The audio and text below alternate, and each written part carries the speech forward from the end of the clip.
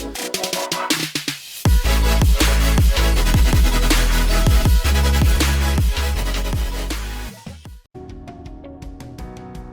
fact lovers. Today we are here with some interesting facts about top Indian emperors in history. Let's we start. The first emperor is Ajatashatru, 512 to 461 BCE. He is an Haranyak emperor. Ajatashatru was the son of Maharaja Bimbisar, one of the earliest rulers of the ancient kingdom of Magad in northeast India. Bimbisar became head of the Haranyak dynasty in 543 BCE, whereupon he set about expanding his territory through marriage and conquest. However, in his own desire for power and due to a family misunderstanding, the prince had his father imprisoned before taking the throne for himself. Bimbisar was either murdered or committed suicide, depending on which texts you read. Ajatashatru would go on to expand the Magad Empire, defeating no fewer than 36 neighboring states in the process, and spent 15 years battling the Licchavi Republic in the Vajji region of Nepal. During these battles, he employed two new weapons, a catapult and a covered chariot with a swinging mace, which has been likened to a modern day tank. Eventually, he would preside over a huge kingdom covering the northern tip of India from Bengal in the east to the Punjab in the west and north into Nepal. The second emperor is Chandragupta Maurya, 340 to 298 BCE. He is a Mauryan emperor. Chandragupta Maurya is influential for his founding of the Mauryan Empire and consequent unification of India into a single state. The major force in the region at the time was the Nanda Empire, ruled by Dhananand and located in the kingdom of Magad in northeast India. Aiming to extend its borders, the empire had built an army comprising some 2 lakh infantry and 80,000 cavalry, backed up by thousands of chariots and elephants.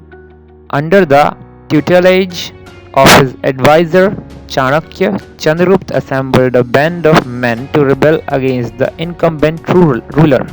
Using a mixture of bribery and deception, he incited civil unrest and overthrew Dhananand to become the new king of Magad.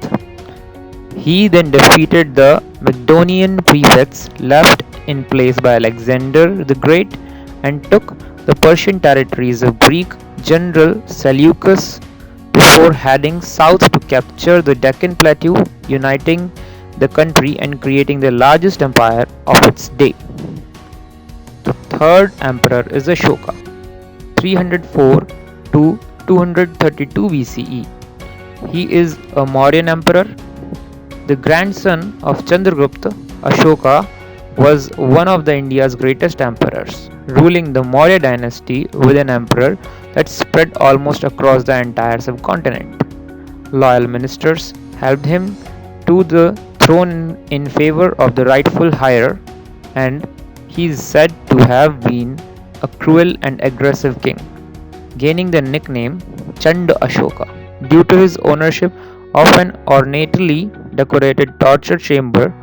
The emperor waged a bitter war against Kalinga, modern day Odisha, a feudal republic on the east coast.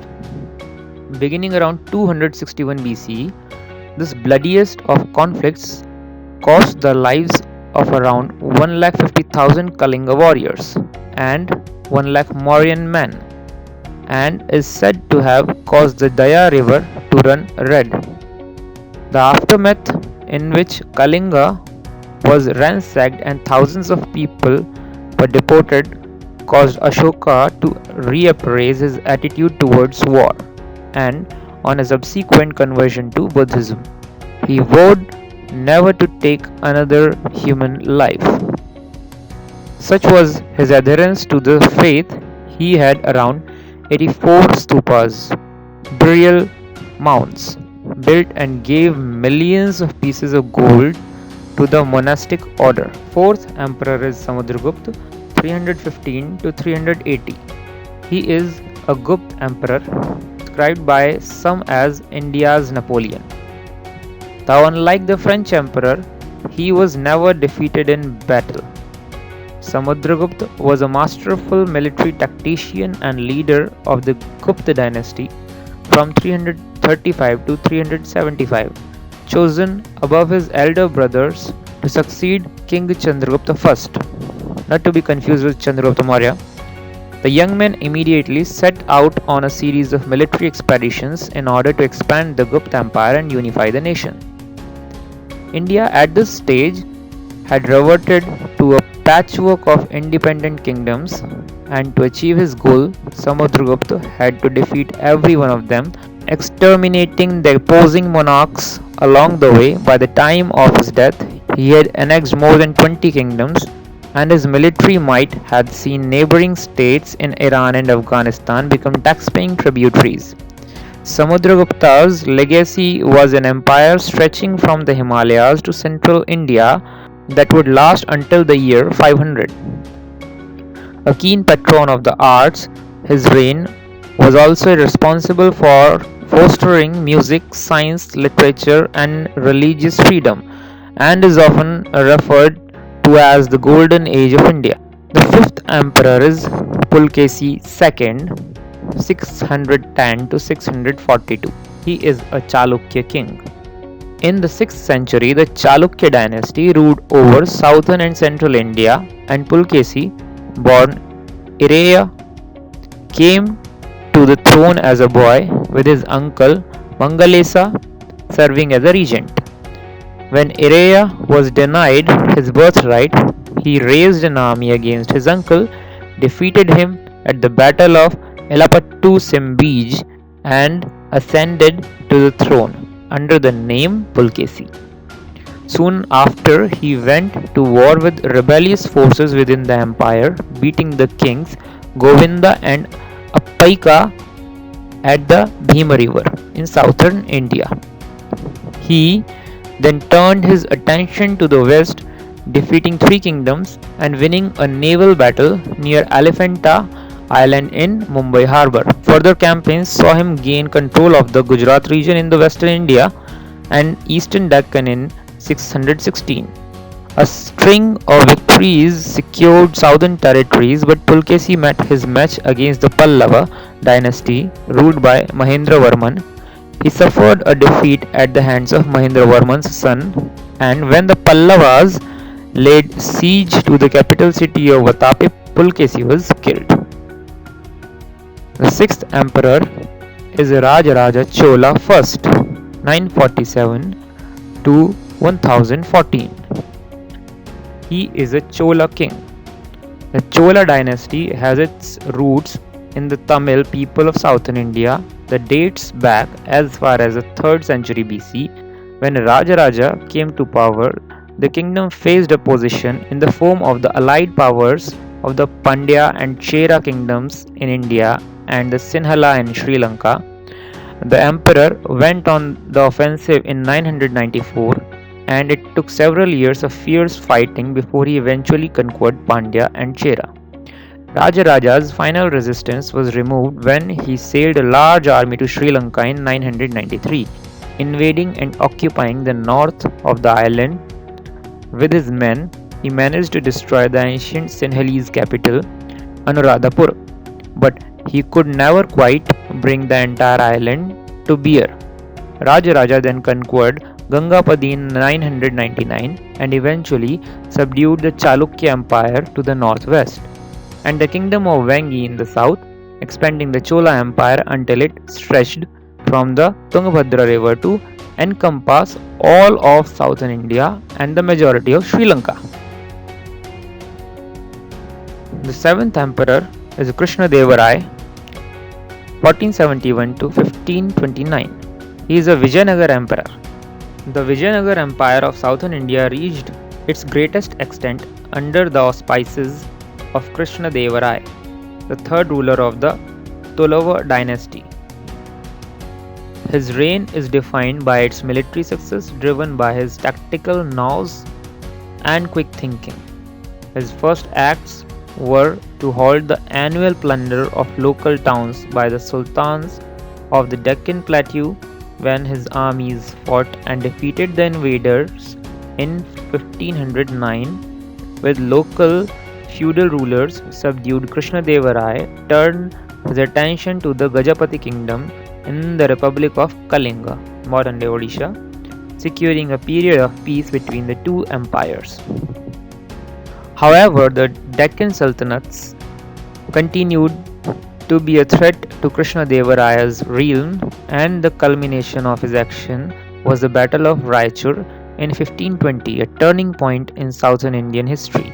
An army of 7 lakh foot soldiers, 33,000 cavalry, and 550 elephants descended on the city of Raichur to fight the king of Bijapur, Ismail Adil Shah, and his 1,40,000 horse and foot soldiers.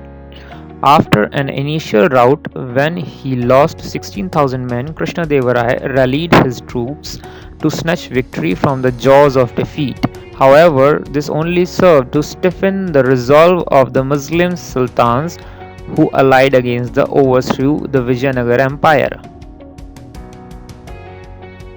The 8th emperor is Akbar I, 1542 to 1605. He is a Mughal emperor. In the early 16th century, the Uzbek Babur, a descendant of Timur and Genghis Khan, began his conquest of India, which led to formation of the Mughal Empire. Following in his father Humayun's footsteps, Akbar-e-Azam, born as Jalaluddin Muhammad, became the third ruler of the empire in 1556 and greatly expanded the realm until it encompassed a huge swath of the subcontinent.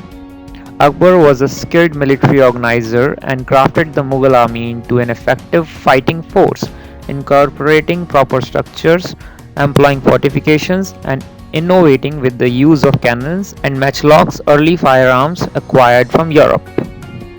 Over the next 20 years, he would conquer the Punjab in the northwest, Rajputana in the northeast, Gujarat to the east, and Bengal to the west. After dealing with domestic affairs, Akbar subdued the Indus Valley and Kashmir to secure his northern borders, while Baluchistan and Kandahar were absorbed into the empire in the early 1590s. His progressive thinking helped to integrate conquered territories by diplomatic means and change the state to become more liberal, introducing far-reaching social reforms.